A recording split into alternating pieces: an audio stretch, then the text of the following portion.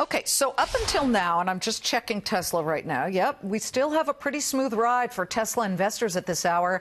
The stock is up about 2.25% to $358.20. This is the hope China will cut tariffs on American-made cars, triggers green lights for auto shares and auto sales. But could other speed bumps beyond trade still pose a threat to the electric vehicle giant's future?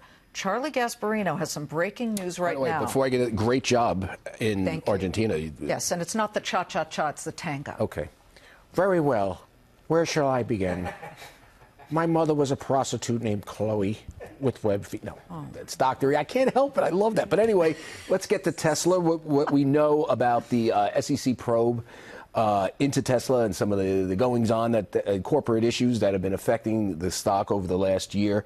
Here's what we know. It's being conducted out of the SEC's San Francisco office.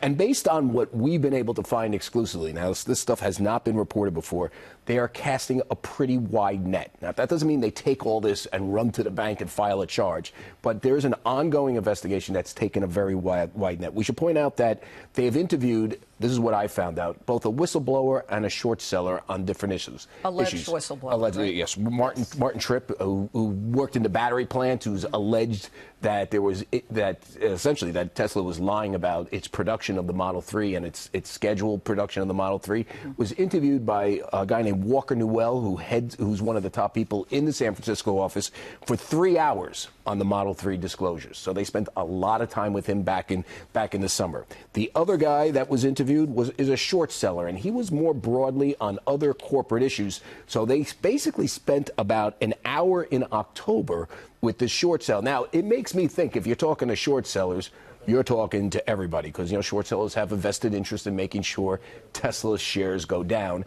And the SEC is taking what they're saying seriously. So they spent about an hour with this guy, on various issues. We should point out that sources familiar with the SEC investigation say it's basically focused on the Model 3 disclosures as of now. It's not funding secured is done. By the way, Walker Newell was one of the SEC guy doing these interviews, was the guy leading the funding secure tweet.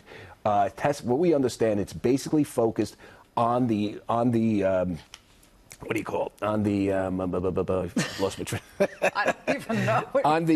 on the Model 3 stuff, okay. And not the broader issues that the short seller brought to them. Okay. Sorry, I'm dyslexic. I don't read off teleprompters. But that's where we are right now. It is. I think we've got a headline or two on the story. It's taken. The stock is gyrating a little bit.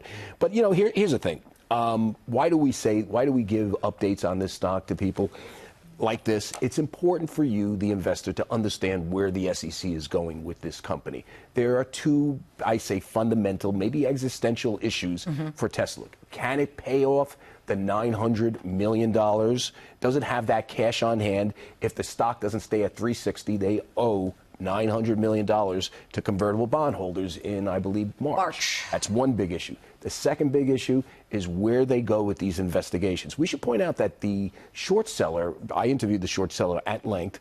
He was interviewed by the SEC. The SEC made it clear to the short seller that they're going to share his information with other agencies looking at Tesla.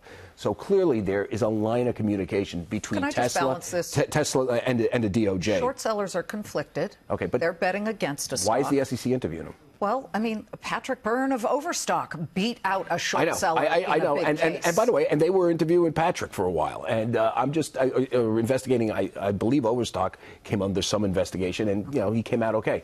And this may come out okay. My only point in pointing all this out is that you, as an investor, have to digest this information, use it to predict if you're involved in the stock, and realize there are two major issues here, or three major issues, I think. Will they keep the stock high enough so they don't have to pay back that $900 million? Remember, if it gets to 360, they can pay it back with additional shares, not with cash. Do they have sufficient cash flow?